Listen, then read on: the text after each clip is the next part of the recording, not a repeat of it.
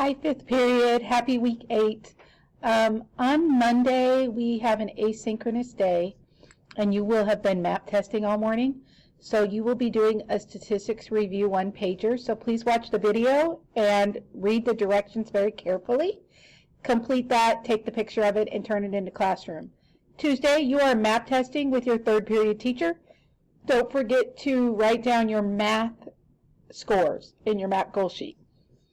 On Wednesday is asynchronous day. You will have a Google form on mean, median, mode, range, all of those to do and complete. It's going to give you immediate feedback. If you get the answer wrong, it's going to show you a video on how to complete the assignment correctly. If you get it right, it's going to tell you something like awesome job.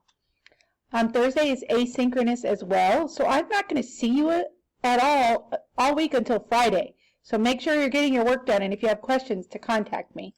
You are going to be doing a measures of variation slide deck, and it's pretty self-explanatory, but if you have questions, please see me. I will put a video in as well. And then on Friday, there's a surprise learning activity with me, so please come to our meet so that we can do that. Have a great week, guys, and I'll see you in sixth period as well.